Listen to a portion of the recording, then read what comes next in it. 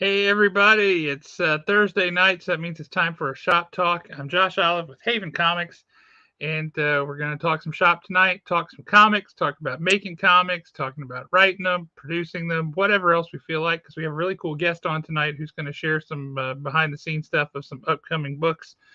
So stick around.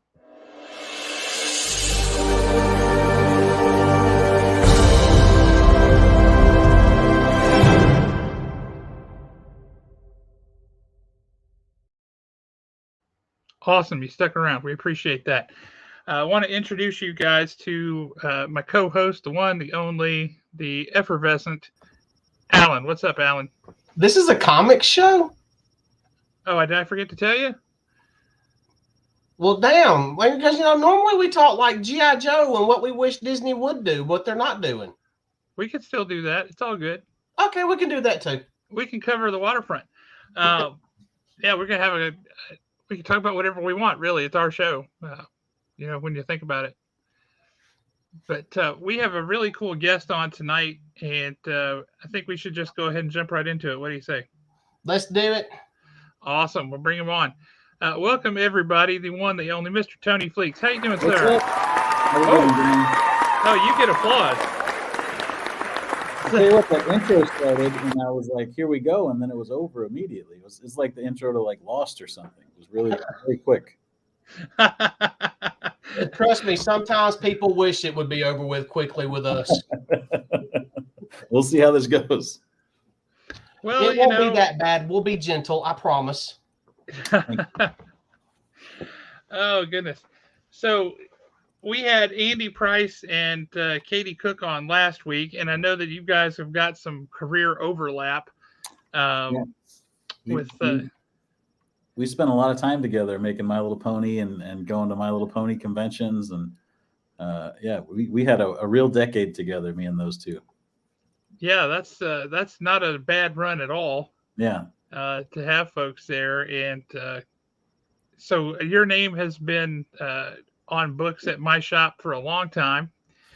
And then you left My Little Pony, but the hits just kind of keep on coming, as it were. Because My Little Pony, I don't think I would be out of turn to say that kind of surprised everybody.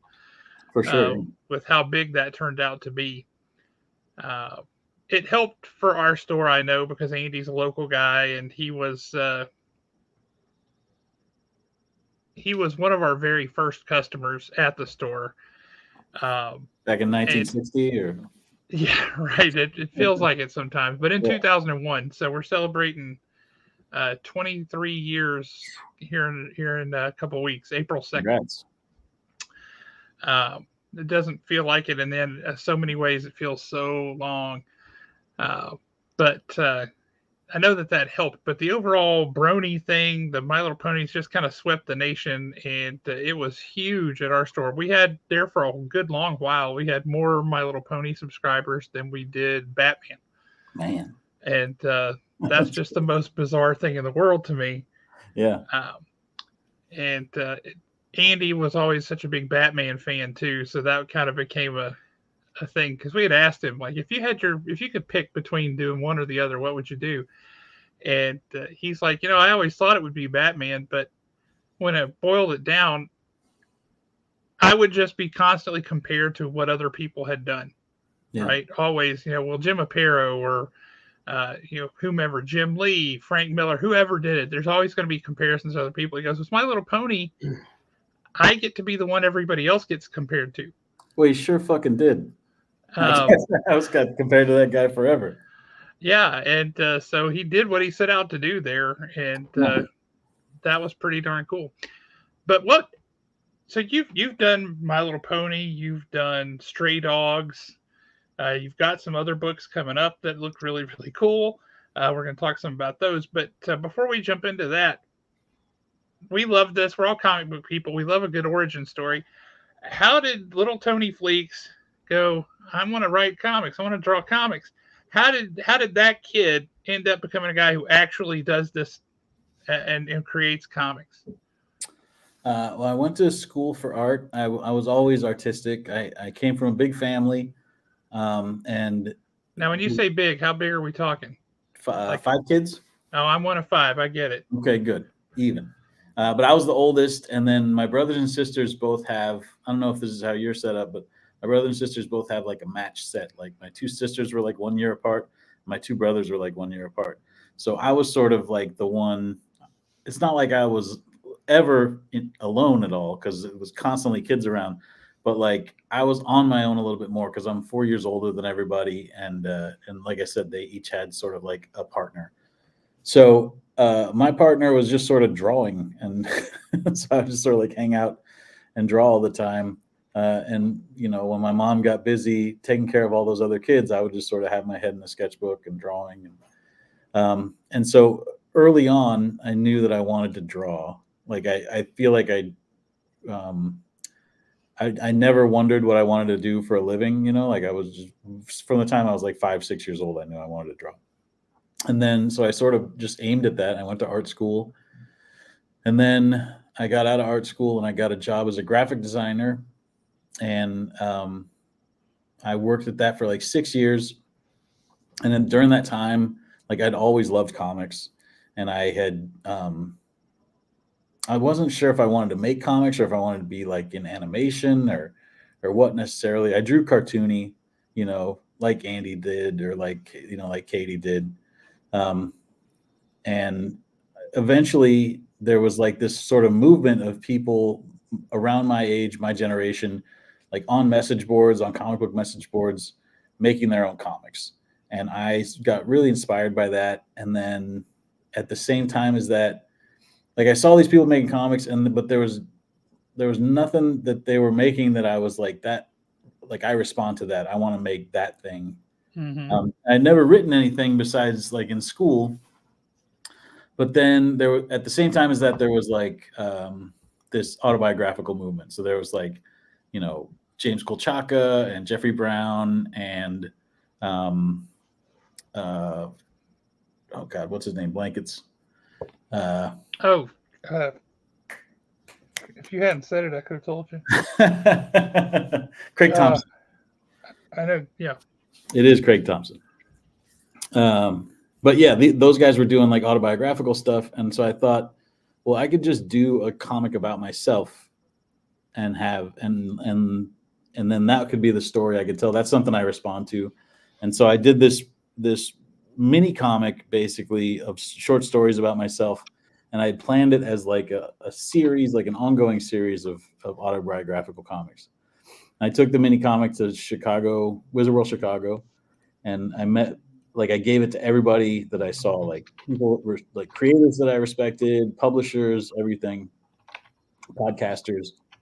And this was in like 2005. And I was at that show. I might have seen you. At Wizard World? I was at Wizard World in 2001, 2, 3, 4, 5, and 6. Yeah. Oh, that's so cool. Yeah, that's where I found the publisher Silent Devil, who at the time was doing like Dracula versus King Arthur. Yes, I remember. Yeah. Yeah, those guys published my first book. They took that ash can from me and were like, "This is cool. We would publish this."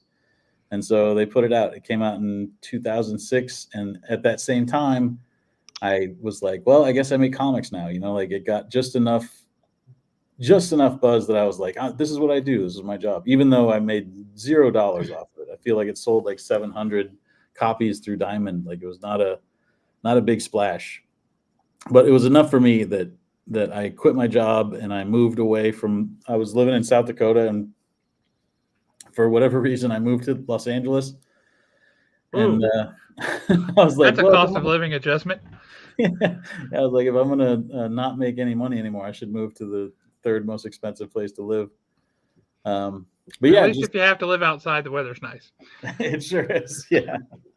But I was around a lot of other creative people out here, a lot of other comic book people. And I just sort of, I went broke for like 6 years, but I kept hustling, and I sort of met people and started working with other people that made comics. And then eventually I got Ponies, and that was in 2012. So like the 6 years between my first comic and Ponies was a lot of other, like I was hustling, making comic stuff the whole time, but nothing you'd ever hear of or nothing you'd ever seen. And then I got Ponies, and I did that for about 10 years.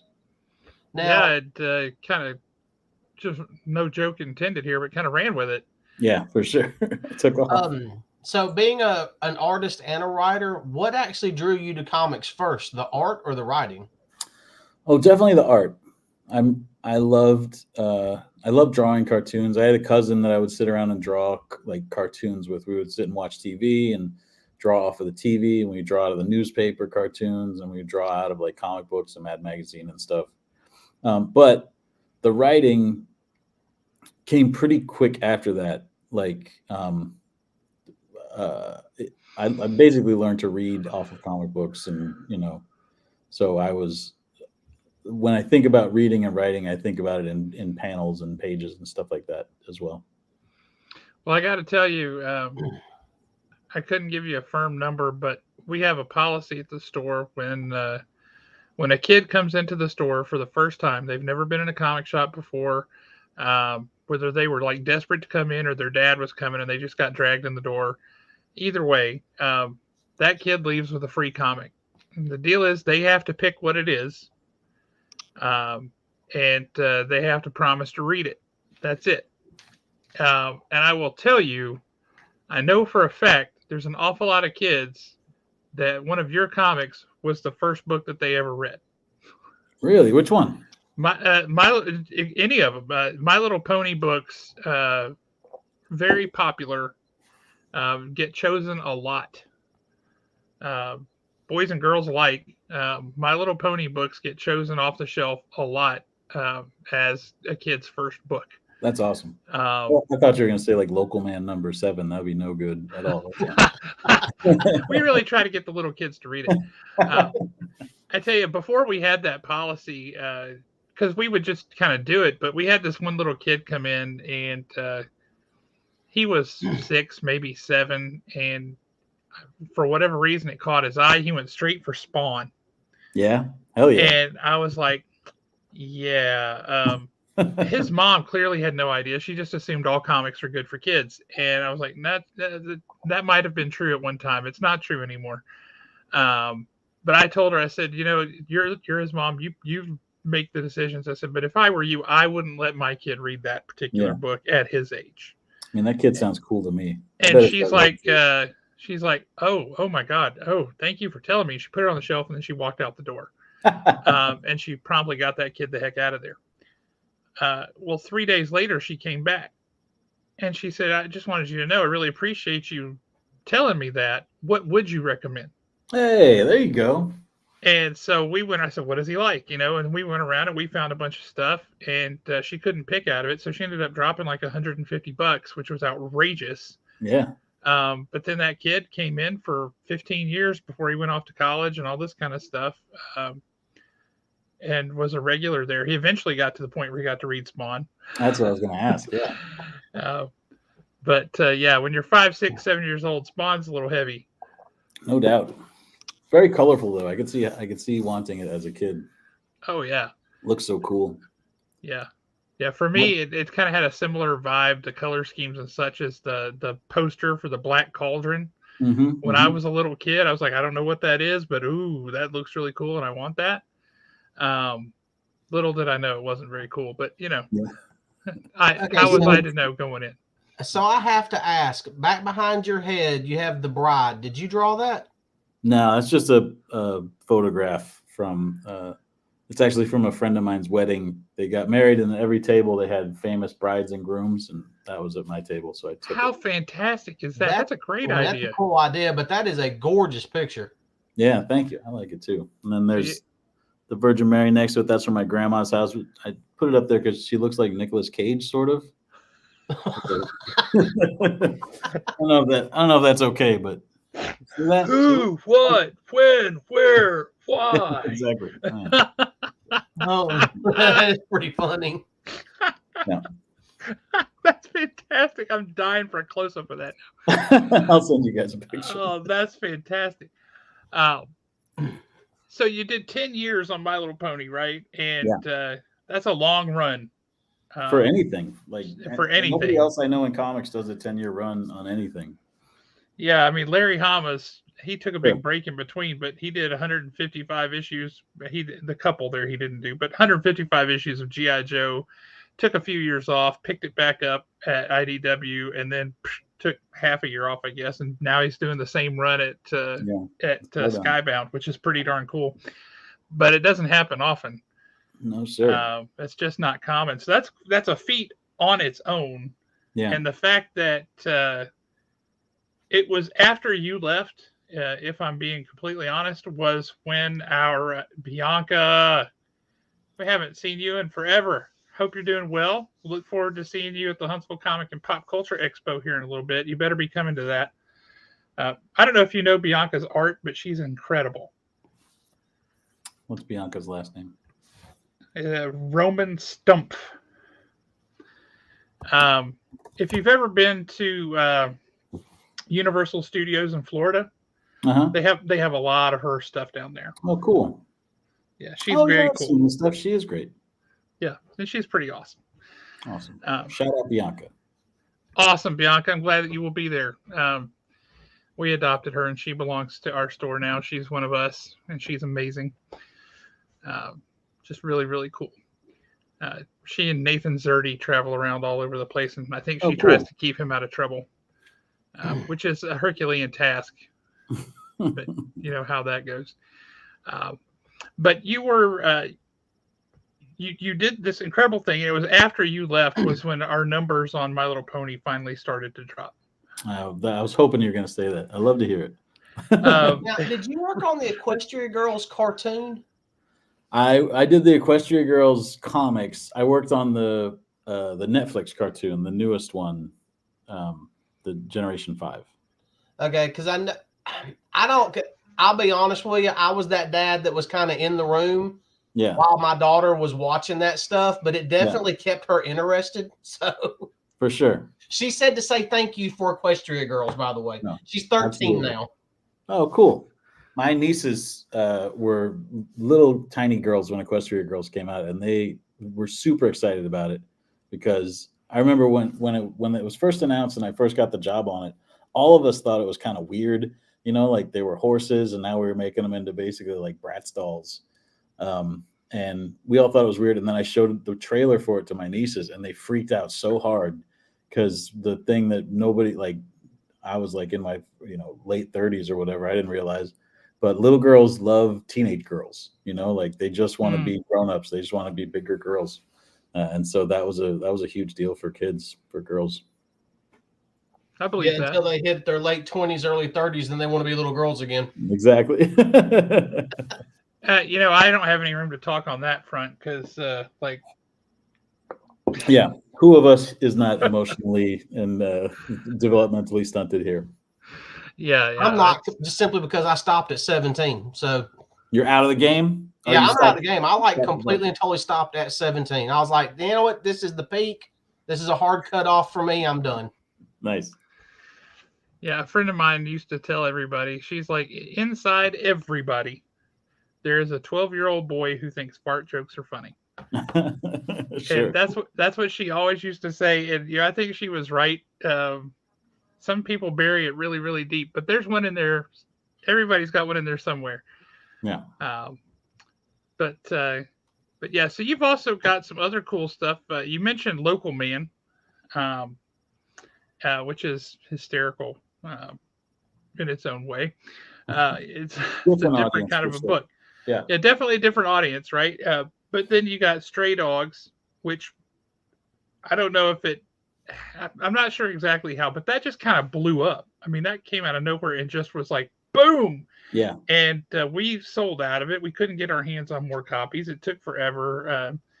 And then you had all those horror movie covers. I'm particularly thinking that Silence of the Lamb cover. Yeah. And everybody was desperate to get their hands on those covers too. We had people who weren't even they wanted the book because they loved those covers. Yeah. And then they would read the book and they're like, okay, sign me up for the regular cover too, because I don't want to damage this one. I want to keep this one untouched and by human hands. So how do you go, first of all, I guess, from My Little Pony to Local Man? Mm-hmm. That's a pretty big. Did you just want a total change of pace and a palate cleanser? How did you go from one to the other? Because that was a pretty big swap. I went from My Little Pony to Stray Dogs, which is a little more of a understandable leap to take, you know. That's true. I sort of like when I came up with Stray Dogs, I tell people like it's the sort of story that I would not have thought of if I hadn't spent all that time making My Little Pony. Like if I hadn't had my brain chemistry sort of like altered by like living in a pony world for that many years, you know, just all day long drawing, you know, animals talking to each other and animals, you know, living on their own and having jobs or what, you know, like what, you know, doing magic or whatever. When I had the idea for Stray Dogs, the idea was a serial killer that murdered people and took their dogs as trophies.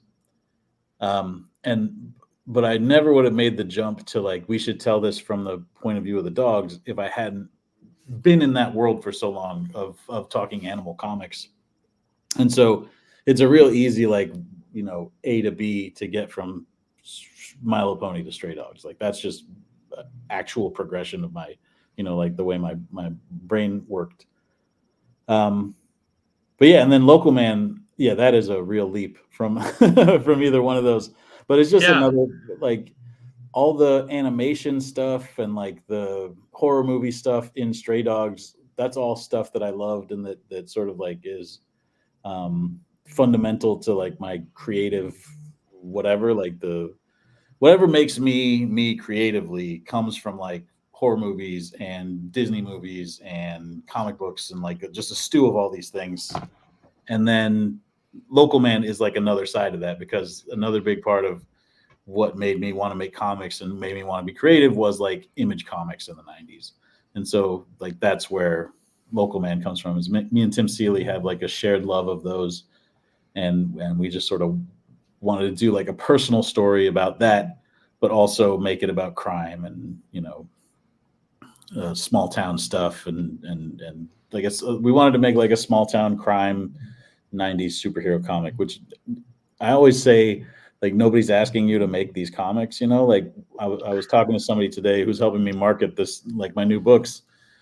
And he's like, why is it so hard? And I was like, because nobody asked for this, you know, like nobody says like do a dog murder comic or anything like that. You just have to do it. And then it's your job to make them understand that they want it too. And so, yeah, nobody fucking ever asked for that. What's that's a good point. I never really thought of it that way. I mean, that's an outstanding point. Yeah. I mean, it's your responsibility. Like when I was first started making stuff, I would just make it and then put it out there. And then it wouldn't go very far. And I'd just be like, what am I doing wrong? Like, how come this doesn't work? And it is just like, it's up to you to explain to people why they need it as well. You know, like it's not just in a perfect world, you would just have something and it would be good and then people would find it. But it takes a little bit more work than that. Even now, Stray Dogs. Do you feel like that should be, and I mean, we're kind of getting sidetracked, but that's kind of my job here is to sidetrack everybody. Do you feel like that should be a shared responsibility between the writer and the publishing company?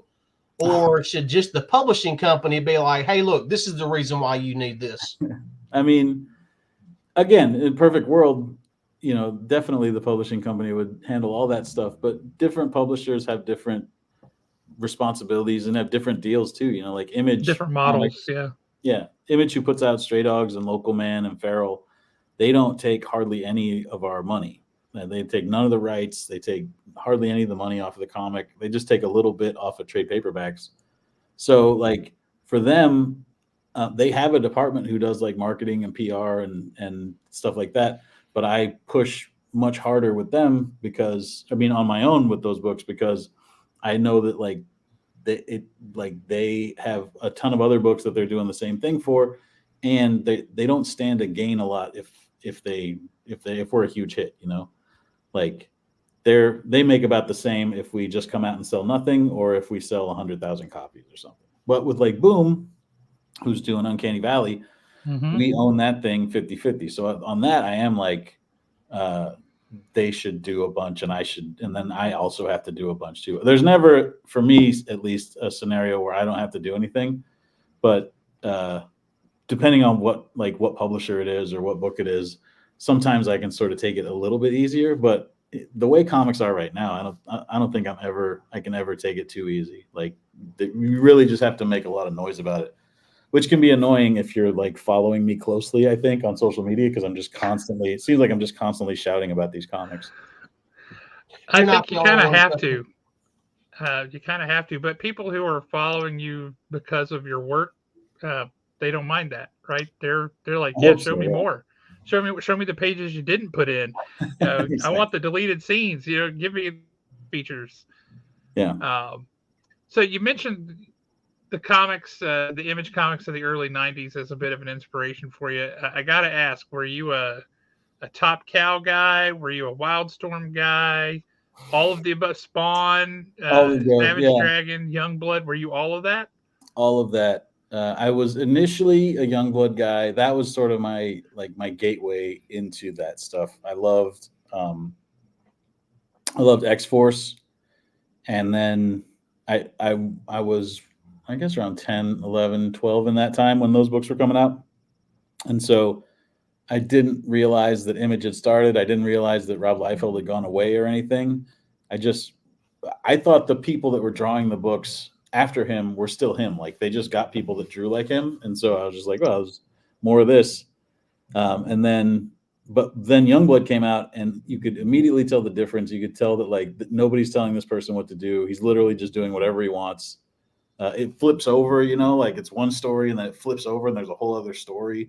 That was great for me. That was definitely my way in. And then Jim Lee X-Men had been like the first comic that made me want to start going to the comic store every week. Like, I found that at a comic store. It was my first time in a comic store. And so then when Wildcats came out like a few months after that, then that was game over. Like, I couldn't believe it. Couldn't believe what was going on. It shook up everything. Yeah. It shook up everything. And people you were 10, 11, 12 years old. I was like double that when that stuff came out. And it was still great for me being twice that age. Yeah, a lot of times people that are like any years older than me, I'll talk about shit like that, and they're just like, "What are you, an idiot?" Like, they just. I mean, I was 17, and I've got copies of all of that in my boxes over here. No, I mean, literally, I think I was probably 22, 23, 24 time frame when Wildcats come out. Yeah. And I remember walking into the comic book store and seeing that cover of Wildcats. And I mean, literally the first time you see that cover, especially when you've never seen anything like that before, it literally drowned everything else out on the wall. And it's just straight to it. Remember number 2 had that hologram cover too, and it was like void and all the Wildcats jumping, and oh man, crazy stuff. Yeah, that's true, Bianca. And things catch on for inexplicable reasons. I will say we had Tone Rodriguez was at our local show, the Huntsville Comic and Pop Culture Expo, last year, the year before. I think it was last year. I think it was last year. And such a cool guy. Yeah. Just such a cool guy. And I'll just tell you, I've got this really stupid, as far as I know, it's unique collectible thing. The very first year that the expo had any comic book guests, it had Chris Claremont and Mike Grell. And I was right next to Mike Grell. My booth, Mike Grell's booth right there. I had a terrible show. We didn't sell much at all, but I was right next to Mike Grell. I didn't care. And I was talking to him about his signature, and I asked him how did he come up with it? Because it's a really cool signature, right? It's unique, it's creative. And I was like, how did you come up with that? Like, did you spend a lot of time working on it or what? And he's like, no. I originally just had block letters, and he grabbed a Sharpie and he starts drawing on the tablecloth, this plasticized tablecloth that was on his table there, and like this. And a friend of mine was like, "You're an artist. It should be better than that. That's garbage. You need to do something." He's like what? And he goes, "I don't know. Just add some other lines and stuff to it." And he's like, "What? Like this?" He's like, "Yeah, like that." And I was like, "Well, I'll be darned."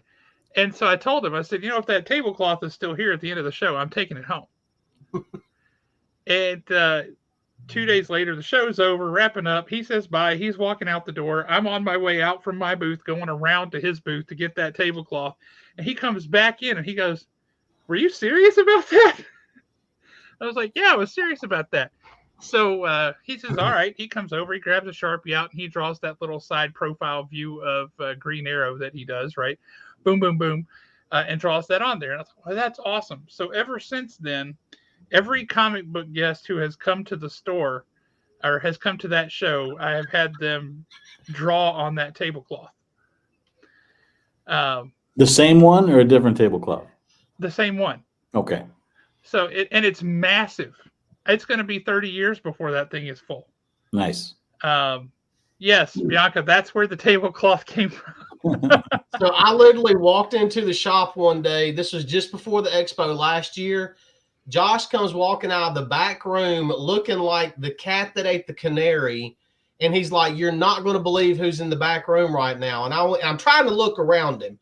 Now, what Which you is can't not an tell easy is task. I'm huge. Josh is like 6'7" and the size of a wall. So it's extremely difficult to look around him. And I'm like, "Well, who's in the back room?" And he goes, "Nathan Zerdy." I go walking into the back room because part of me does not believe Josh. And there's Nathan Zerdy, but there's that tablecloth also already spread out. He wasted no time getting people to draw on that. Nice. Got right in there. He was going to be busy at the show. But yes, that tablecloth is enormous, and it's only got a fraction of the space filled up on it. But Tone Rodriguez, I brought it over to him to get him to draw on it, and he drew a character from Stray Dogs. Oh, cool. Yeah, you didn't actually, so I have to get 2 from you, Bianca. Come on, Bianca. Yeah, I mean, classic Bianca. Classic. But yeah, so I've got to get 2 from her, and because I didn't get it from him the first year he was there, I got to get Chris Claremont to sign it too. Oh, sure. But my favorite is to get writers to draw things. That's one of my all-time favorite things. You'll get a kick out of this. I assume you know Paul Jenkins. Mm-hmm. The very first time I met Paul Jenkins, I was at a show in Atlanta, and I had gone over to Mark Wade, and I said, "Mark Wade, can you draw me something?" And he's like, "I'm not an artist." I was like, "I know that, but humor me." And he's like, "All right." So Mark Wade draws this. All right. Not bad. And he's got "not an artist" down there, right? Yeah. So I go over to Paul Jenkins, and I say, "Hey, man, can I get you to draw me something?" He's like, "I'm not an artist." I said, "Well, neither is Mark Wade, but I think you could destroy Mark Wade." And he's like, "Okay, challenge accepted." So he drew this. They are getting better. All right. So then the next time I saw him, I came up and I said, "Hey, draw me something else." He's like, "All right, what do you want?" And I said, "I don't know, Spider-Man." So he drew me this. Pretty good. Same guy. See, that's his Yeah, little it's a character. self-portrait. That's him, right? Yeah. Does he wear I don't think he wears suspenders like that, though, does he? I don't know if that's suspenders or a cardigan. I couldn't tell. Oh, interesting. Maybe that. But the next time I saw him, I got him to draw something else, and he started drawing like these tombstones, and one of them had dotted lines. Like, what in the world? And a cactus. I'm like, what is he drawing? And so he drew that.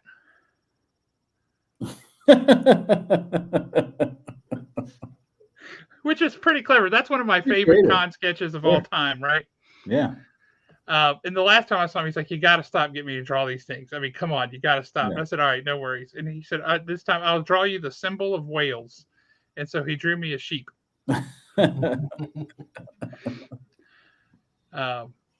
Also inked by Paul Jenkins. Yes, indeed. But I've always enjoyed getting them to do this. So when I get writers to draw things on that tablecloth, that's always fun. Jim Shooter just drew this big Superman logo, essentially.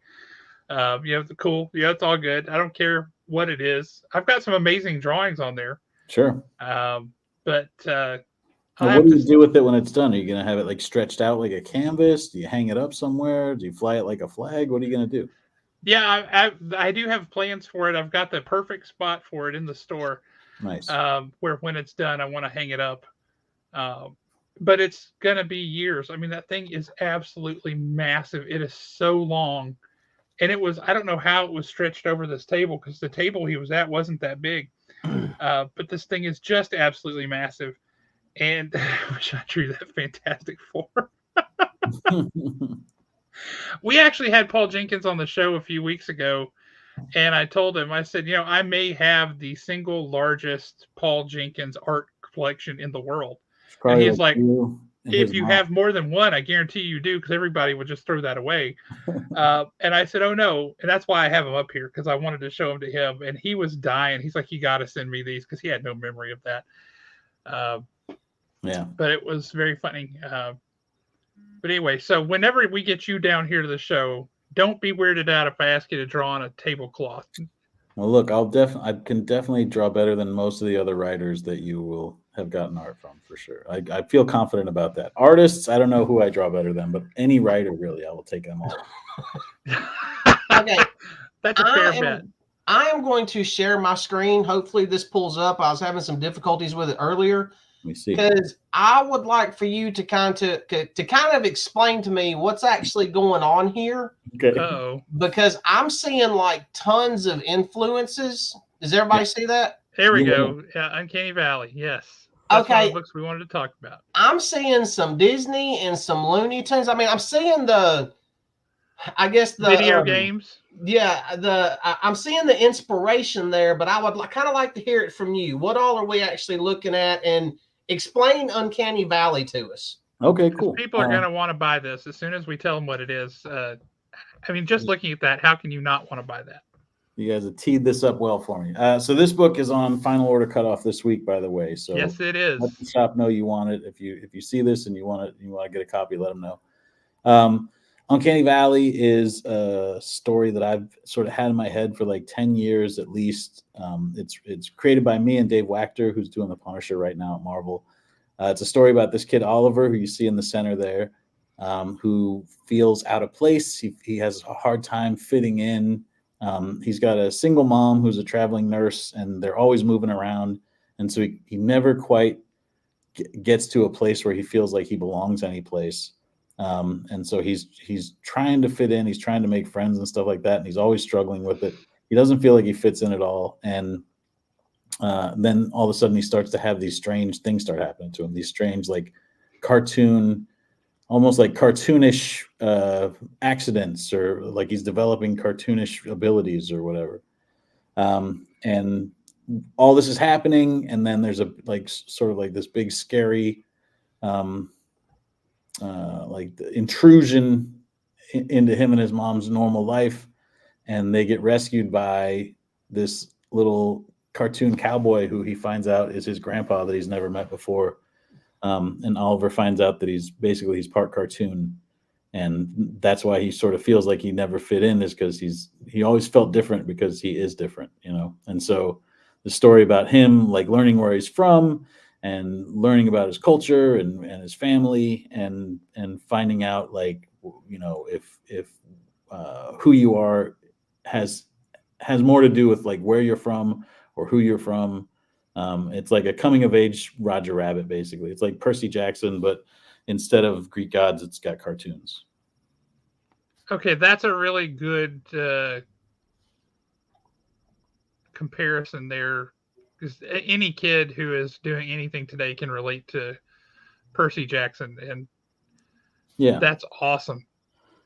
Yeah, and he talking about the influences. I mean, like looking at those crows or ravens. I mean, they look very a Sleeping Beauty. Yeah, style there. That kind of looks like the Horned King there in the back from the Black Cauldron. Yeah. You've got have the original Street Fighter there. Yeah. Yeah. But when I saw the crows, believe it or not, the first thing that I thought of was Heckle and Jekyll, the magpies from the old cartoons.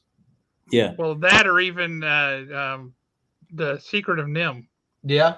And I love the wolf down here. Yeah. All these guys are basically like, we made sort of like analogs of our favorite like types of cartoon characters. And so all these characters are like, obviously his grandpa has a lot of Yosemite Sam in him, but like the crows are just like, we realize that almost every cartoon world had like these crows in it. They're in Dumbo, they're in Heckle and Yep. Jekyll, like Yep. you said, they're in Secret of Nim. Like everywhere you turn, it's almost like it's the same crows. And so we wanted to put those in there, and then like a Disney princess, like a Tinkerbell type, and that you see that robot in the back corner is sort of like a Gigantor type. So basically, like once the kid Oliver meets his grandpa, he sort of is brought into this whole world of these other cartoon characters. Like he didn't know cartoons were real, and then he's like every issue he sort of meets new cartoons, and they're on the run from that horned creature in the background there, and it's just about them sort of like being on the run with each other, learning about each other, like Oliver learning about where he came from, and then meeting all these other cartoon characters. So the name Oliver seems like it's got a particular significance. Maybe I'm just drawing connections here to Oliver Twist or Oliver and Company. Yeah. Is there a connection there, or is that just us making connections where they don't exist? No, it's not Oliver Twist. It's I got a buddy who has a kid named Oliver, and at the time when I was writing that, he was having a hard time fitting in school, and I thought like Oliver's a good 3-syllable name, and it felt like it worked good in the story. So I just liked it. What a great honor for a kid, man! Like, yeah, I got a comic book character written about me. I mean, that's the immense power that I wield is I can name people after people. I do it all the time. No, that's amazing. And I tell you, that book looks so cool. I love the concept. It kind of feels a little bit, I guess it feels a little bit like Ready Player One in some regards. Yeah. Kind of like Ready Player One meets the whole Percy Jackson concept. I totally dig it. And the art styles, the fact that they shift from character to character is really impressive. Is that hard to do? It seems like it'd be hard to do. The artist Dave Wachter is just like a super talent, and he's never done anything cartoony like that, at least publicly. Right now, he's doing Punisher at Marvel, and he had done like Ninja Turtles and Godzilla and a bunch. He did like Planet of the Apes at Marvel and a bunch of other Marvel stuff. But he's a buddy of mine, and years ago when I was first coming up with a story, I asked him like, "Would you be interested in doing this?" But just drawing the real people, because he could. Yeah, that's the one.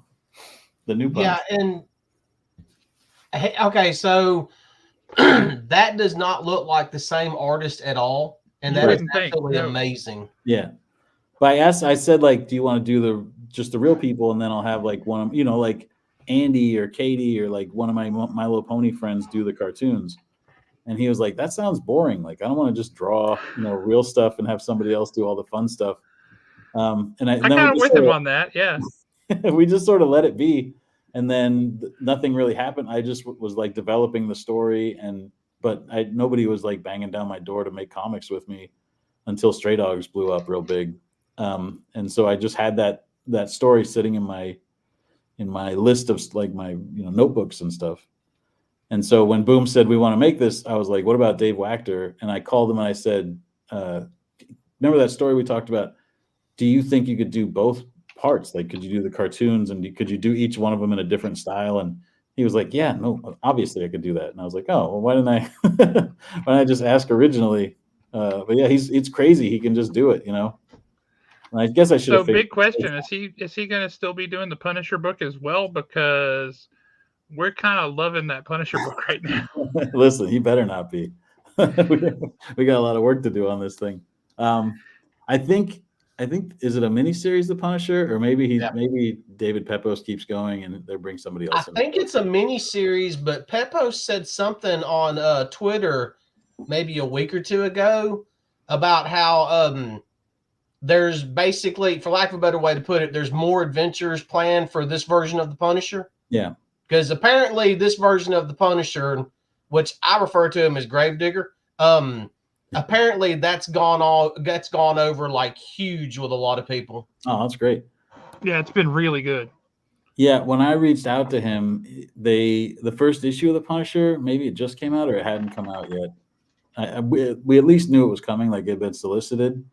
But he already knew that he was done with that book at a certain point. So I think it must have been planned as a miniseries. Yeah. Yeah.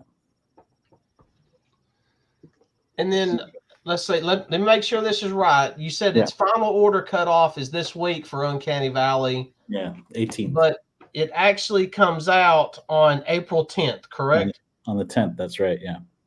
Okay, and I am going to pull up. I don't know who did this. I didn't dig too deep into it because I literally just saw it a few seconds ago. I got you. But the cover for issue number 2, that is great. Oh yeah, that's Dave too. That's the same guy. Yeah, that is great. The He-Man and Battle Cat and everything on the poster. Yeah. Yeah, I love the colors on the background in that too. Like it's just so vivid when you look outside that room. Yeah, that honestly, that has blown my mind that this is the same guy that's doing the Punisher right now. Well, so I'd seen him color himself before, but like he hasn't done it in like 10 years. And when we asked him to do this book, he said, "Yeah, I'll do it, but I want to color myself." And I had like people lined up that I was like, I had sort of found people that I was like they would be good for coloring this. And then Dave was like, "I want to do it myself," and I was like, "Okay, he's got an idea." And then when he started turning those colors, it was like, holy crap! Like he's going crazy on it. He's way better now. He was good at coloring before, but this is the best looking stuff that I've ever seen him do. It's just like a complete. It's fun to see somebody do like everything when they're sort of reaching a new level, like he definitely leveled up, and this stuff's incredible. Like Punisher looks rad, like the art, the drawing in it and the inks are incredible, but just to see him sort of like when he colors himself, he doesn't have to do as much detail on the background because he's just going to fill it in the colors, and it just really opens it up and makes it breathes. It's great.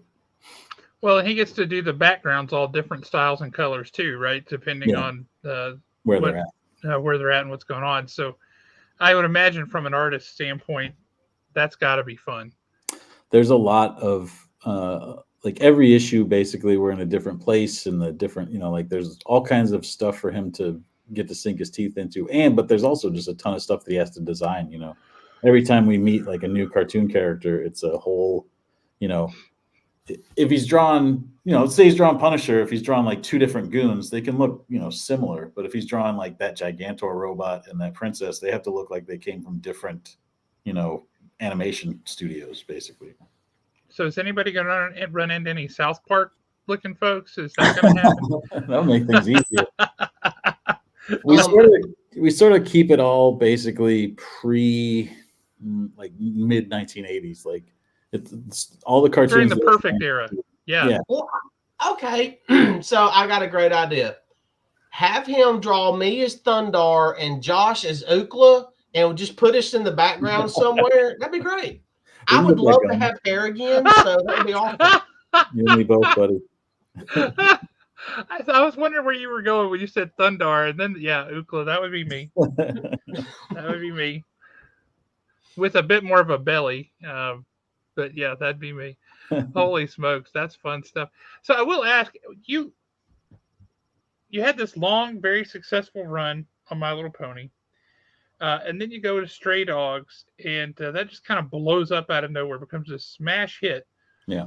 How does that, having been through something that did that, which not everybody gets to claim, right? But having been through something that did that, how does that alter your approach to developing comics? So does that change anything when you go into Local Man or when you come into Uncanny Valley or Feral? Does that affect the way that you put it together or the way that you think about it? No, I mean it doesn't affect the way that I make the comics. I still have the same amount of like anxiety and like all the stuff that goes into making a story where you're worrying about everything and you're trying to make sure everything is right, and like I'm very like detail oriented when it comes to putting together my own comics. Like if it's ponies and I have to crank out an issue of ponies and like sometimes it would be like 10 days or something, like that's fine. That like I know I'm going to do another one of those and I can get it right the next time, and I also got pretty fast at drawing those things. But on these books where I own it and I my name's on it forever and all, like I'm really pretty like I'm pretty paranoid about him or specific about him. So I really pay attention to him really hard. So that part hasn't changed. The only thing that really changed was it got easier to get publishers to look at them or to publish them in the first place. Like literally it was, we had pitched Local Man before the numbers for Stray Dogs, the trade paperback came in. And they were just sort of like, nobody had answered, nobody said anything. And we were just like, oh, I guess we'll take it somewhere else. Or maybe, like that book basically only works if it's an Image comic. But we were thinking about, right. Like, maybe we could take it to Dark Horse or something. And then the numbers for the Stray Dogs trade came in. And like seconds later, we got an email from Image. And they're like, yeah, this looks great. Let's do it. And so, and then boom, same thing. Like I met, I knew John Moisen, who is the editor on that book and who brought it in to Boom. I knew him just from LA, like we'd been to the movies together and stuff, but it's not like I knew everybody at Boom and they were never like, let's do something together. And then at the Eisners, when we were nominated for Stray Dogs, John was like, you got to come over and we'll, we should do something at Boom, so it's having like a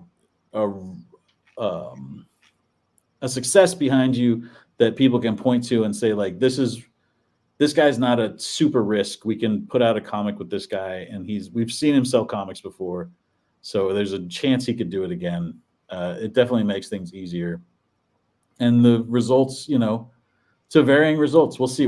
I'm excited to see what Uncanny Valley does. It's a book that I really love, but it also, it's like mainstream, if you tell normal people about it, but in a comic shop, it is weird, like it's not Batman or Spawn or something that's just like, oh, that makes sense for comics. Now, I will say it gives the appearance of being all ages accessible. Is that true? Yeah, I think so. Around dropping F-bombs and that kind of stuff. there's no, it's not Local Man. There's no F-bombs. It is, I write everything basically like Amblin PG pretty much, I guess. Stray Dogs and Feral get sort of gory, but I don't, on those books, I don't tend to go, like, nobody says the F word. I just basically go by like what could be in a PG-13 movie when I was a kid. So sometimes people will curse, but it won't be like, it won't PG was a different animal back in the 80s when we were kids, man. You used to have boobs. Yeah, you did. They could do. You did. And not that PG. Dad, it's only PG. Yeah. Yeah. I knew all the ones. European Vacation, Nuns on the Run, whatever. Doc Hollywood. That's right. I had the Blockbuster all figured out where to go to find boobs that I could see on a PG rating. To be a teenage guy. Okay, so you mentioned it a second ago, and I'll go ahead and share my screen again so people will know what we're talking about. And we will jump, because that makes it a good segue right into this. Feral. Yes, sir. So right off the bat, I love all crap. Come on, there we go. Stupid ads. I love all of the horror movie covers. Yeah. Yeah, this one right here is probably my favorite one. Yeah. Because I absolutely love Return of the Living Dead. That probably ranks in my top 5 favorite horror movies of all time. Simply because it was the first horror movie that I ever really and truly saw that I didn't feel like it took itself serious. I thought it was great. Yeah, we did a Return of the Living Dead for Stray Dogs, and Andy Price did that one. Oh, really? Yeah. But yeah, this one. That is, but go ahead and explain to us what Feral is. Before you do, Geek Out with Roscoe says, hey. Oh, hey, Roscoe. Yeah, Feral is the follow-up to Stray Dogs. It's the whole same team. Me, Trish Forstner, Tone Rodriguez, Brad Simpson. And basically, the story is 3 indoor cats get lost in the middle of the woods during this giant nightmarish rabies outbreak. And so basically it's like a zombie story for cats. Like if they get scratched, if they get bit, they can get turned, they can get attacked, they can get eaten, they can get killed. It's just like when we were making Stray Dogs, we really loved working together and but we knew that the story had an ending. And so this is a way for us to figure out how to do it where we could just keep going. So there's an ongoing series. It's basically just like the continuing adventures of these cats trying to find their way home, find their way to safety while they're trapped out in these woods. Now, my wife could not read this book. No, she hates cats. She loves cats. Anything where an animal gets hurt, oh, sure. or even if you think the animal's going to get hurt, she can't do it. Right. Yeah, I mean, that was a big deal for us in Stray Dogs. I remember thinking early on when we were putting that book out, because we knew like not all of the dogs were going to be okay in that book, because it was like a horror story. We wondered like how big a deal that was going to be. And it still could be, like it might be, it worked one time and this time people are going to be like, absolutely not. We're not down for this. I always worry about it. But like, I think that there's something to the idea of telling a horror story from a different perspective, right? Like we put it in the POV of these dogs for Stray Dogs, and you get one sort of story. And even when you switch it to cats, like a bunch of stuff changes, like because the way that we write and draw cats is different than the way we did dogs. So it is like you get sort of all these different, like it's like looking at a horror story through different eyes, and all these different opportunities present themselves from that. And nobody wants these as much as like when you watch a horror movie and it's got people, you hope that they're okay. If it's got cats, you're like, God, they better be okay. So people get really invested. So yeah, we're hoping the people that came around for Stray Dogs will come back around for this book. And so far it seems like the numbers were really good. We had a real nice turnout for the first issue. And so we're just excited for it to come out. It comes out in like 2 weeks. 2 weeks, yeah. So did the Hollywood Reporter really say this? Because this is like the greatest thing I've ever read. Because I never would have imagined I would have read a sentence like that. The Hollywood Reporter did say that. Josh, it says, think the Aristocats meet The Walking Dead. Yeah. Pretty good. I mean, that's basically what we said when we pitched it to Image. Like I said, it got a little easier to pitch things after Stray Dogs had done really well. But we just sent them one image, one picture, and we said, it's a Walking Dead with cats. And they said, yep, thumbs up. Go ahead. Why not? Yeah. Is the next book going to be about an octopus or what? At this point, they might bite on that. We've got a horse idea that we're sort of kicking around. Trish and I, like, this book will be ongoing, so hopefully we do this for a few years. But we talked about, like, wouldn't it be cool to have, because Trish also comes from My Little Pony. Mm-hmm. And we You're thought, like, Trish Forstner? Yeah. We thought, like, wouldn't it be cool to start in ponies and then, like, come back and do 3 books and have the last one be ponies too, or horses. So we'll see. Yeah. What movie was this off of? It's called Mandy. It's with Nicolas Cage. That's the second Nicolas Cage reference here. Are you a secret Nicolas Cage fan? And if so, what's your favorite Nicolas Cage movie? I mean, Face Off, easily. That thing's incredible. I mean, Nicolas Cage has mostly good movies, I would say. Every once in a while he does something crazy, but always very watchable. I love The Rock. The Rock was it hit at the right time for me. It was perfect in every respect. I loved The Rock. Hell yeah. Like that trio of The Rock, Con Air, Face Off. Oh yeah. Nobody had a Con Air was great too. Yeah. Please, y'all know y'all except for that southern accent he was trying. That was not the best. See, to us from the outside, my little hummingbird. We were dying down here. We're like, who talks like that? It ain't nobody down here. So I have Roscoe got to have bring back ducks. I have got to have this cover for the simple fact that my daughter's cat will force itself into whatever room Bug is in. Really? Yeah. Oh, yeah. She cannot stand for a closed door to be between her and Bug. Interesting. Yeah, I mean, the cat will even sit there. We have literally watched this cat go up on its hind legs and start trying to turn the doorknob to get into the bathroom if Bug is in the bathroom. We do that in the comic. That comes up soon. Okay. That image right there. Go back to the A cover there. That one right there.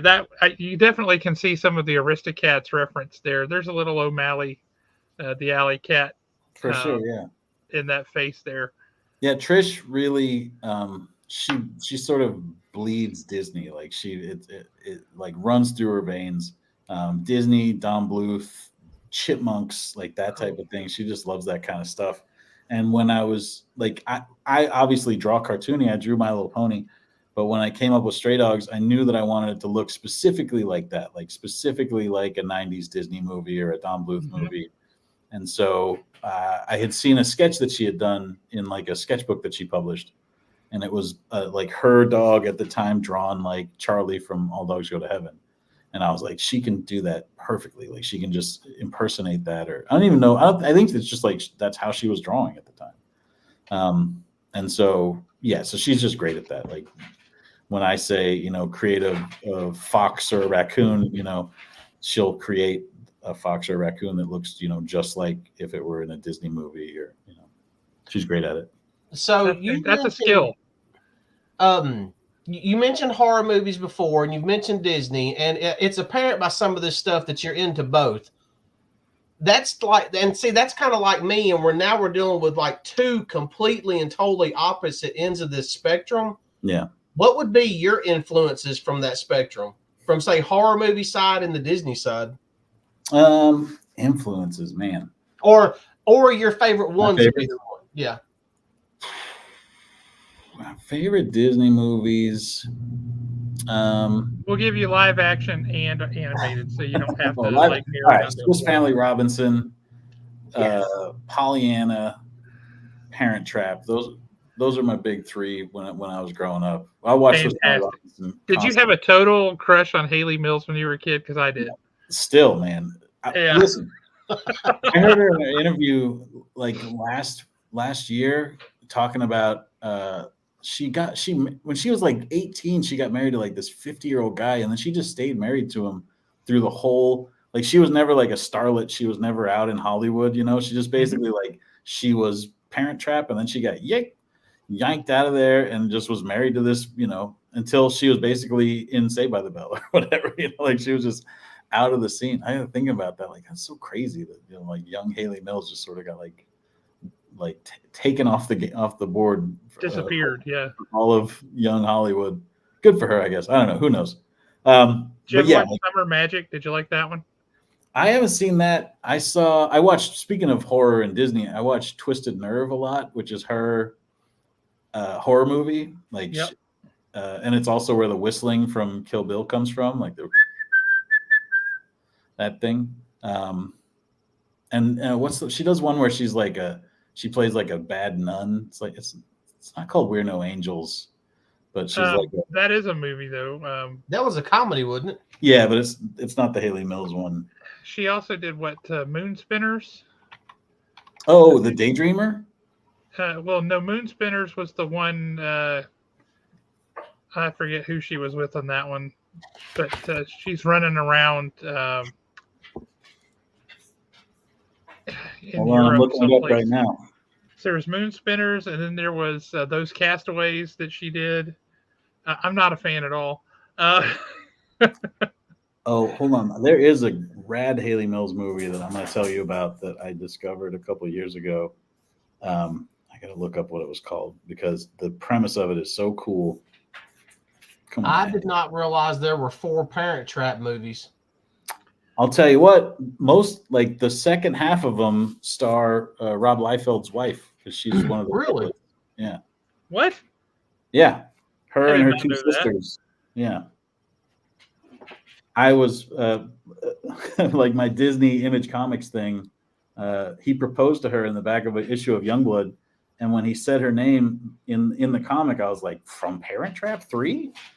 I was very confused. All my worlds were crashing together. But yeah, those are my the live action ones I like. So can you sing the theme song to the Parent Trap right now off the top of your head? I can only remember the chorus of it right now. Isn't there snapping in it? There might be. I don't remember. There's the Let's Get Together song, but the theme song, I'm thinking the Parent Trap, Yeah. That was what, Annette Funicello, and I forget the guy's name. It's That not sang Frankie, that. is it? It might have been. See, Yeah. now I'm just in IMDb. I can tell you who it was. I'm not going to cheat like that. I'm sorry. I've got the I went to thing. IMDb. I'll be honest with you. So, but you discovered this new Haley Mills movie. What you said it had a really cool plot or a premise. I think this is it. Yeah, it's called Tiger Bay, and Never it's even heard of that. directed. It stars her dad too, John Mills. John Mills, who I love, yeah. And it's directed by J. Lee Thompson, who also directed like Guns of Navarone and God, like what a great movie. Conquest of the Planet of the Apes. But basically, the premise is Haley Mills witnesses a murder, and then she sees the guy like throw his gun away, like stash the gun and run off. And the police come around. Oh, and also right before this, Haley Mills like sees these other kids in the neighborhood playing guns, and they won't let her play because she doesn't have a gun. And so then she goes and takes this gun that he threw out, like stashed. So she has a real gun now, and the police come around and question her, like, "What did you see? Did you see anything?" And she won't say what she saw because she wants to keep this gun. So Wow. It's like this really dark story. And then she ends up like getting mixed up with the murderer, and he knows that she's a witness and he might have to kill her. It's super dark. And she's like, it might be one of her first movies. She's really, really good in it. It's called Tiger Bay, but it also might be called something else too. Yeah, actually, it's listed on her IMDb, and it's an older movie. It came out in like 1959. Yeah, it was one of her first movies. But it rules. It's super. I've never even heard of that one. That's awesome. I'll have to check that out. Yeah, check it out. But then so you said your favorite live action Disney movies. What are your favorite animated movies? I mean, all the 90s ones were a super big deal to me. My dog is tapping around here. If you hear dogs are awesome. We love dogs. Bring them on. Baxter, you want to come say hi? He's huge. Oh, he's a big old baby. Yeah, there he is. Oh, look at that. What a face. Yeah. What a face. It's his dinner time, too. He's starting to get frustrated with me. But all the 90s ones, I love, like Rescuers Down Under, especially. Like, I remember being so into that movie. I even love, like, Pocahontas. It was all at a time when I was really... I was like a sponge for artwork. And so anything that was trying to do like really like soaring visuals, you know, I feel like Pocahontas had a ton of that. Rescuers Down Under had a ton of that. I saw Aladdin at the theater 17 times. I'm with you. That was me. That was me in The Hunchback. If you look at it, the 90s was like a great era for Disney movies, for the animated ones. I mean, we literally had Lion King, My Little Mermaid. Mermaid was 89, and then there was Beauty and the Beast, Aladdin, Lion King, Pocahontas, Hunchback, all of those, Tarzan in the 90s too, all that. Yeah, Mark, you should, earlier on we were talking about that Bride of Frankenstein in the background. You froze up, Josh. Actually, everybody kind of froze up and went away. You are frozen. Yeah, maybe it's you, Alan. But yeah, we talked about that Bride of Frankenstein earlier. What you can't see right now that's even better than that, though, is the Virgin Mary, who, if you can look close, looks like Nicolas Cage, which is awesome. I don't know, Tony, do you know Mark Spears? I know Rick Spears. I don't know Mark Spears. Mark's a local guy. He's a fantastic comic book creator. He's doing he just did the cover for Kneel Before Zod #4. He did one of the variants for that. He's got some covers for Batman, Superman, World's Finest. Man, you guys know everybody. He's a local guy, so we kind of have to know Mark, but he's also good people. I tell you, if you talk about a dude who does some wackadoo stuff with color, his stuff with color, it'll kill you, because you're like, how in the world did he think to put that pink and purple and orange and brown together and come up with something that looks good? I don't know. He does like Basil Gogo stuff. I'm gonna follow this Mark Spears. Oh yeah, he's great. He's working. He's just got a comic that he did that he kickstarted. It's a monsters book. Uh, Very universal. This is true. This is 100% true. He got Andy Price's first job on trading cards back in the day. Oh, no kidding. Yep, sure enough. Right on. All right. Well, you've Sure been enough. followed. Yeah, that stuff is cool looking. Man, so detailed. Yeah, he does some pretty great stuff. But yeah, if you ever need a guy to do some kind of horror esque Universal Monsters kind of covers, he'd be your man. Yeah, Uh, great stuff. Nice stuff, Mark Spears. All and, right, enough and he's about this kind of one. got that whole Dan Brereton kind of color palette, right? But Yeah, with a different look on it. that's wild. Man, when was Andy Price's first trading card job? That has to have been That was a while back, 20 years and ago. I remember when Andy was killing himself doing those cards because they pay like $2 a card or something absolutely ridiculous, Yeah, and they're like, "Give me 500. I need them in 10 days," and you're like, "What?" Uh, every Yeah. one is a unique piece of art. I used to do those. I did 2 sets of those cards, and him and Katie always did the best ones. And I was always super annoyed about it because we were all just like, same deal, trying to crank those out for $5 a piece or something. And then first it was like they could be black and white, and then it was like, all right, now they all got to be color. Now they all got to be full body. Now they all have 2 people on them. Got more and more complicated, so I just quit doing them. Well, yeah, the value is just not there. And then you see somebody turn around and they sell one of those online for $800 or something, and you're like, I got paid $5 to do Yeah, that. best not to think about it. Yeah, it's absolutely best not to think about it. You're right. Um, did you? So I know Alan's his internet cut out. He's trying to get back on, and it's going to kill him. But the other half of this kind of diametrically opposed, seemingly these fandoms that you have was on the horror side, and I know this is very near and dear to Alan.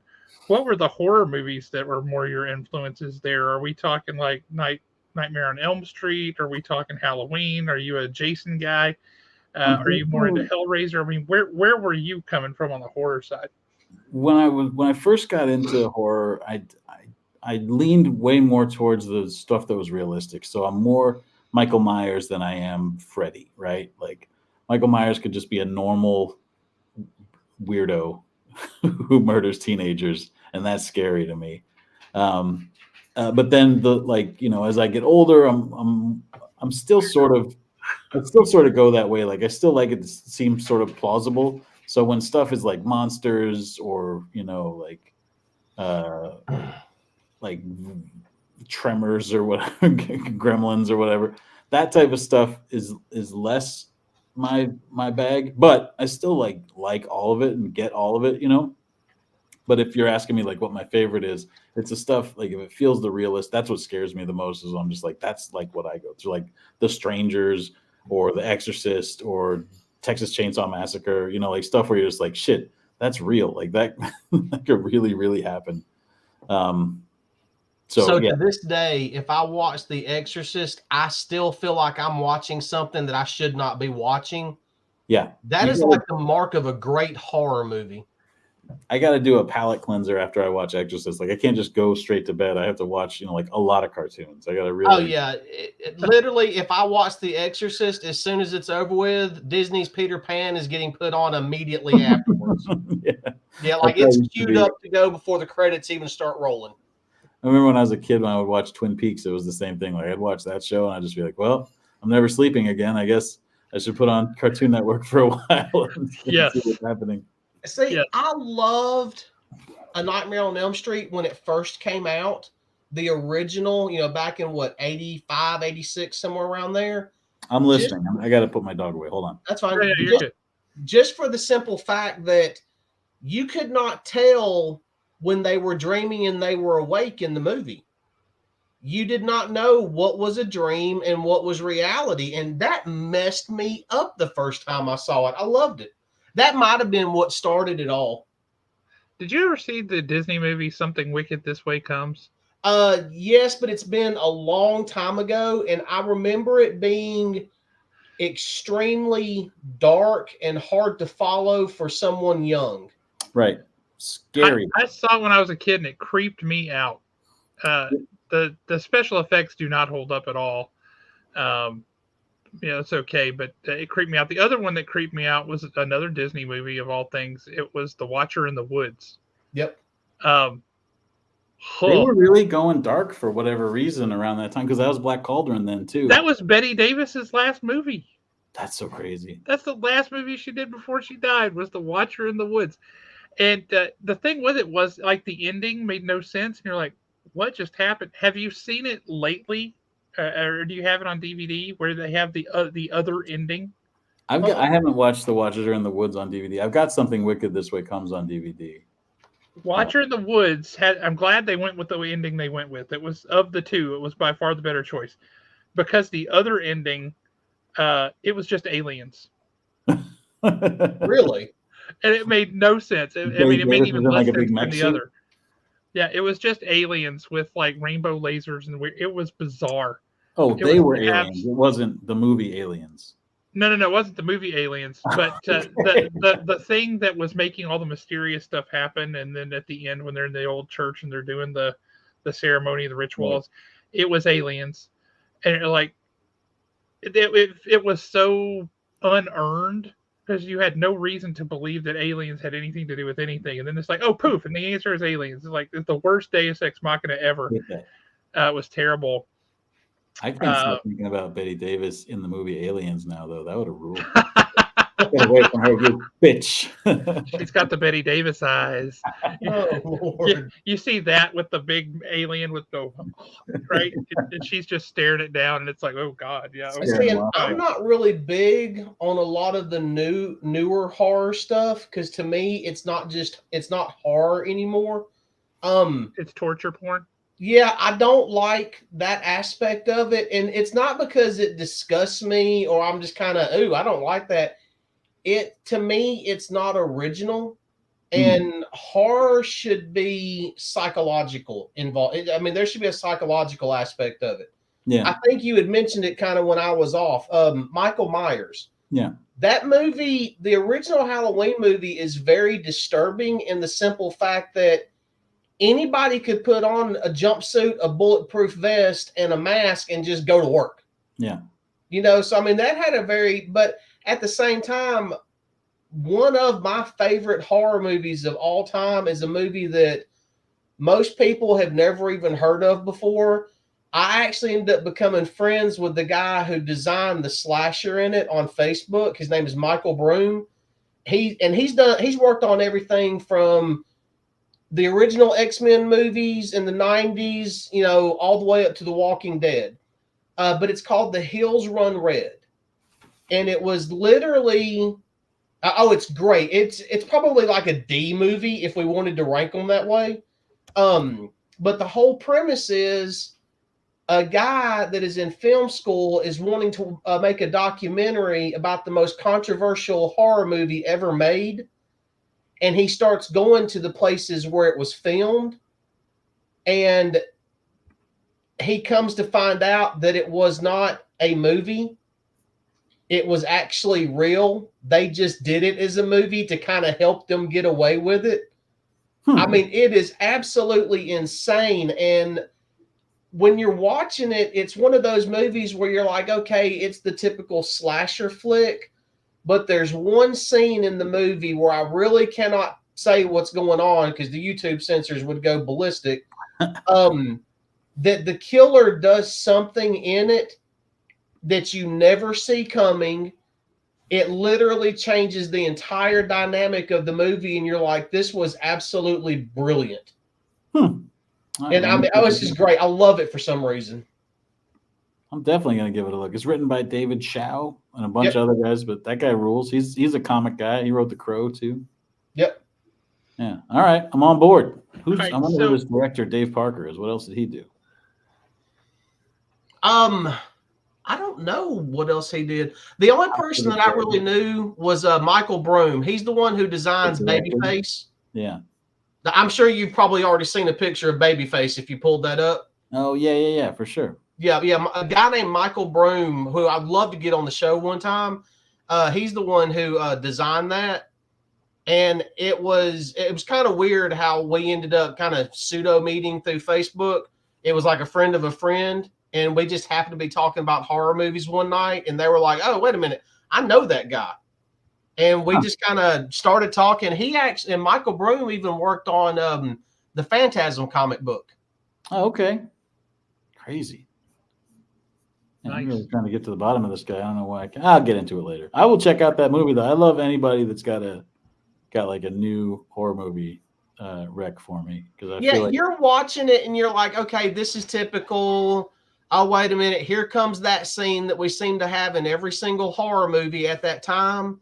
But then that scene just completely and totally flips, and it just goes, something else happens, and you're just kind of like, holy shit, that was amazing. Looks like the last thing this director did was a Puppet Master sequel. All right, I'll give it a look. Let's see what this guy's up to. I didn't know you were going to walk out here with a horror movie recommendation, did you? I do like new horror movies. I like everything, like I was saying before, like I was initially drawn to the stuff where it felt really real, but then as I sort of like get older and more, like I find myself being more open to different stuff than sort of like closing it off as I get older. So I'm like, I'll check it out if it's goofy or if it's wackier or whatever. But then, or if it's like, I don't mind if it's handheld, if it's like a Blair Witch or like a Paranormal Activity, or even the torture porn stuff. I sort of just take it all in as like, like I kind of want to see all of it. And maybe it's because when I was growing up, I wasn't allowed to see any of it. And so now I hear you on that. See everything. Yeah. Yeah. I'm not a horror movie guy by any means. I really liked Cabin in the Woods. I thought that was great. I really enjoyed that. And I liked the original Saw movie in that it creeped me out because it did feel like something that could happen.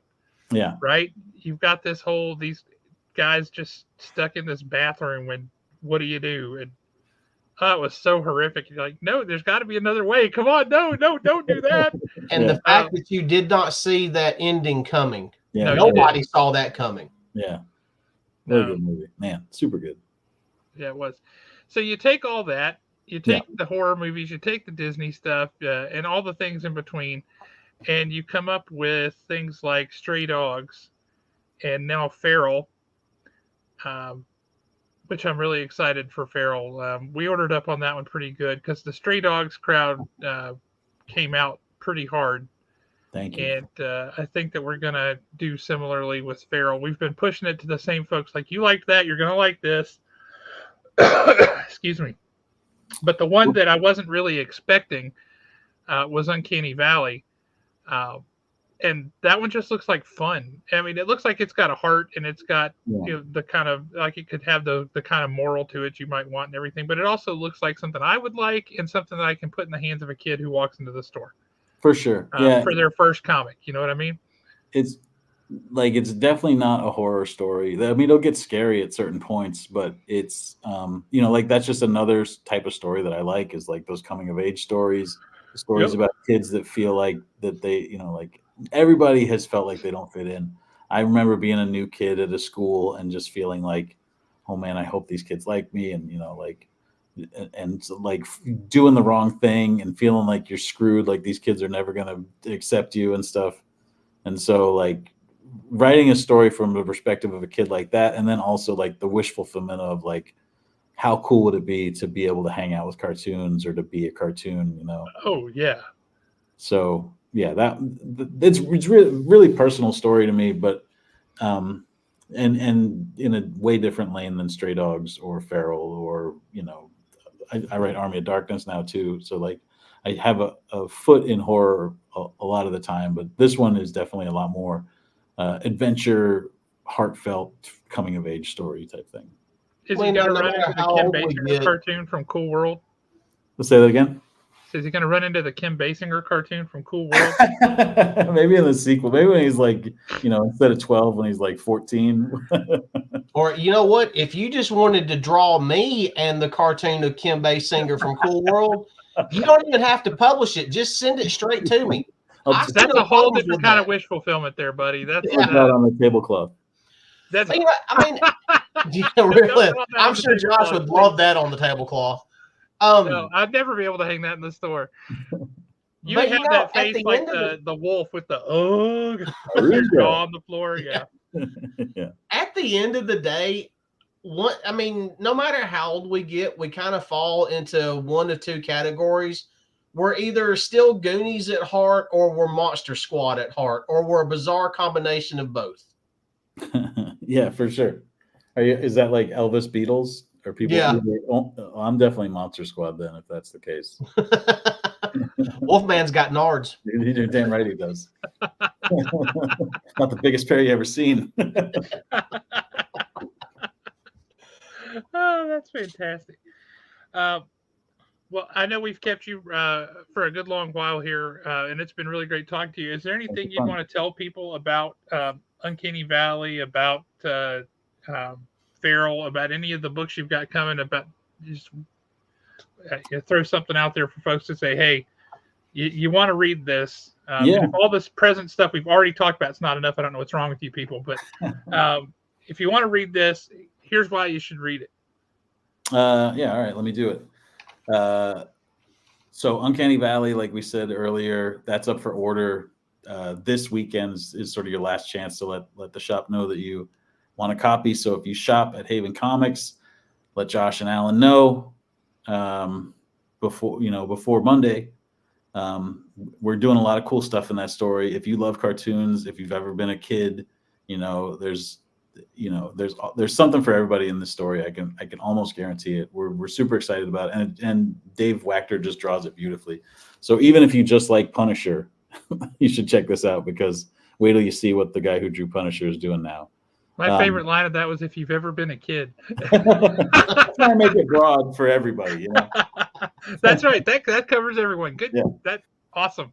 But yeah, that's this week. And then also on FOC this week is Local Man Volume 2. So if you've been reading Local Man, or if you've been wondering about Local Man, maybe check out Volume 1 and 2. Those will both be in stores here in a couple weeks now. And then Feral, comes out in 2 weeks.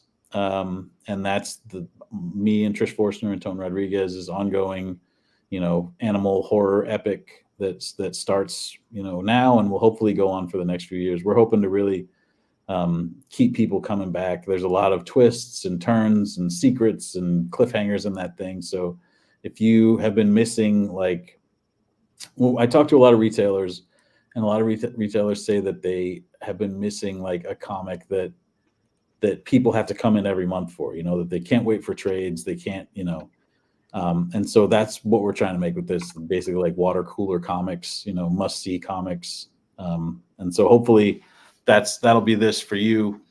Check it out. It comes out on the 27th. It's already been ordered, so you don't even have to tell anybody to order it, but it doesn't hurt to say I like the cut of this guy's jib, put it on my hold file. Yeah. But, not too late to have that put in your box. And if you're not getting them, if you're not local here to Huntsville, if you're not getting them at Haven Comics, you've got a local comic shop someplace close to you, I'd be willing to bet. Go talk to those guys, get them to order it for you. Make sure you have it. If they don't know you want it, they don't know they need to order it. And the more people they know who want it, the more they're going to order it.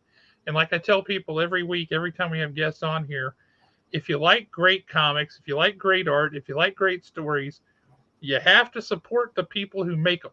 Otherwise, they go away. Support the people who make them. It helps when they're cool human beings. I don't care what Andy and Katie said. You're pretty darn cool. I'm all right. I'm all right. Support these guys. Go out and buy these books. He's writing something for everybody. I mean, you got Local Man, you got Army of Darkness, you got Uncanny Valley, you've got Feral. That covers pretty much the gamut. You're writing something for everybody. I'm tired just thinking about it. I got My Little Pony, in the back pocket. We got more stuff coming too. There's one more book that I'm working on right now that will get announced probably in the next couple of months. And really, it's too much. I'm excited for any of these books to wrap up so that I can, take a day off, take a vacation or something. But I'm just so excited that they're all, coming out, and that they're all as cool as they are. You start coming up with an idea, you start making a thing. You hope I hope this will be I hope it'll be good. And all these books like Feral and Uncanny Valley, Especially, I can say without reservation that they're the most beautiful comics. You know, they just look great. Baxter, what are you doing? You going crazy? He's got things to do. He's so excited. But Local Man too, like that one, I have a harder time saying that it looks great because I draw it. You know, so it looks pretty great. There you go. We have a small but very dedicated following for Local Man. That we have a small but very dedicated following for Local Man ourselves. They're very dedicated. I will say they are like, when's the next issue coming? And if God help us, there's a shipping delay or something happens, they're showing up on Wednesday. Like, well, that comes out the same day as Feral too. So if you're just only Local Man hardcore, that comes back on the 27th as well. So we can just do our Tony Fleecs Day. Yeah. Every day is Tony Fleecs Day here, and it's brutal. We don't. We're ready for a vacation. I believe it. You got a lot on your plate, and you keep adding more. This idea that you said is coming up in a couple of months will likely be announced. Do you get to give us any hints so we can just percolate on it? We have to ask. Whether you can tell us or not, it's up to you. But we have to ask. It's our hardcore dedication to journalism. He's in the X-Men. I guess that's a hint. Wait a minute. He's in the X-Men or he's into X-Men? He's in the X-Men. Oh. And probably the first one you would guess, really, if you were guessing. Was this announced today by Tom Brevoort? I don't think so. It's not he announced 9 titles. No. Did you guess Morph? You got it in one. It's Morph. I can hear he wants to reach through the wires and smack you upside the head. I don't think they announced it today. I definitely did not get any Google alerts or dings on my social media. So, but yeah. Okay. So we get a Lockheed comic coming up. That's awesome. I'm looking forward to that. Yeah. Lockheed does not get enough love. I'm just going to say. Listen, I love Lockheed. I like to draw Lockheed too. It's got to be great to draw. Yeah. I want to see a Lockheed and Figment crossover. I think there'd be fun there.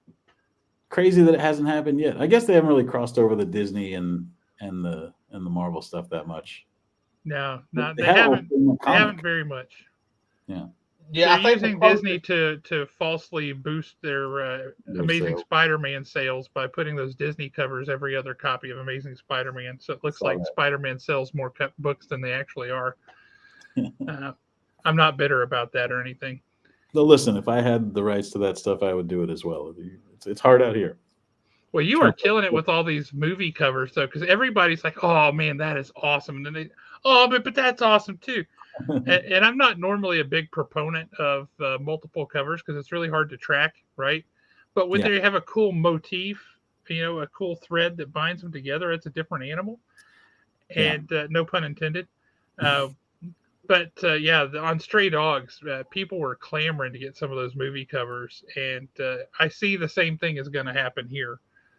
Yeah, we're gonna keep doing those for as long as we can. It just feel like it's a good way to tell your customers that this is a horror thing that's about cats without, like, even if you don't have, like, if you got your mouth full or something when they walk in and you can't tell them what it's about, they can look at it and they can see, like, oh, zombies and cats, got it, So hopefully that works. Okay, so I absolutely love it when a comic creator does something like this, and not all of them do it. So when y'all do, we've got to play it on the show. Oh, hell yeah. Let's do both.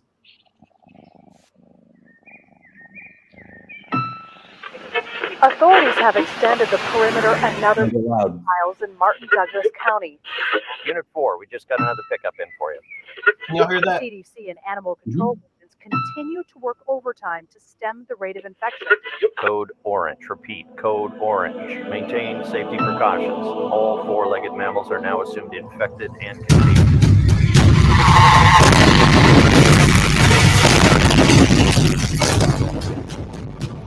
Very loud.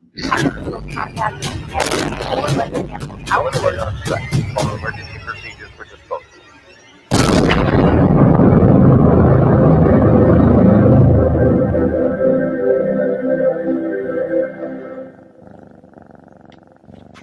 Pretty good. The purr at the beginning and the end makes it. Thank you. Yeah. they just put up the Uncanny Valley one today. If you want to play that before I take off. Oh, sweet. Yeah, let's do that. So and then we can watch it again with the director's commentary. Oh, wait a minute. Yep, here it is. Let me get it queued up real quick. Stop it, no. You got ads? No, it's just wanting to keep playing. I'm like to spin it up here. And then you wouldn't think he was a big IT guy for a living, would you? You got it. I like to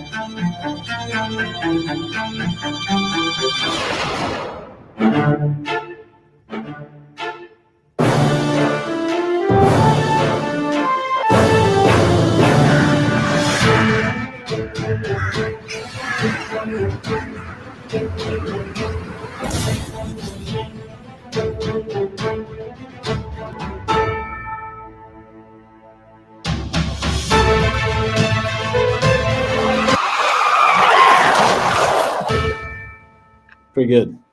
That's awesome, like actually. That is really well done. Yeah. I have not seen that one yet.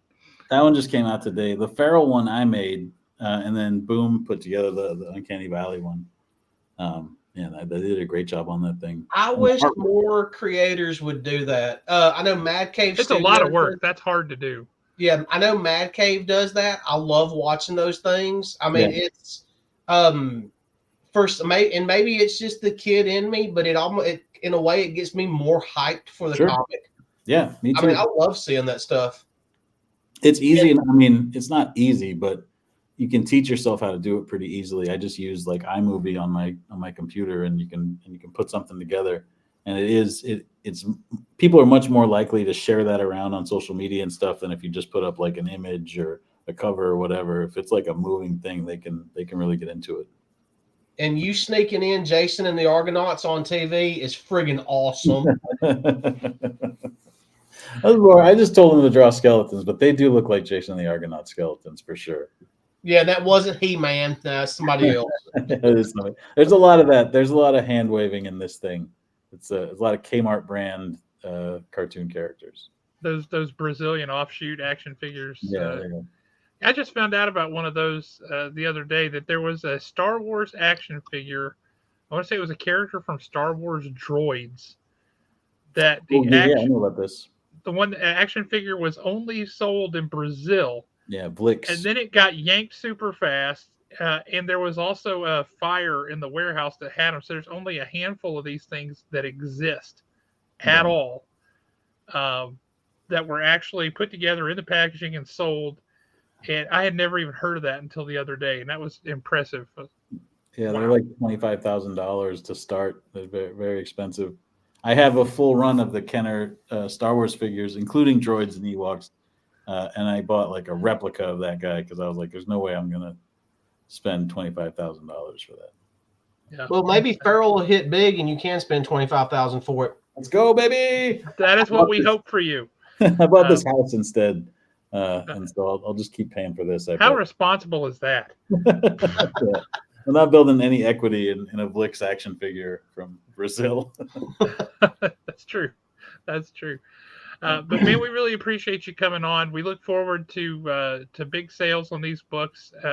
We get a lot of our folks will watch after the fact. That's just the weirdness of the way this show works. Sure.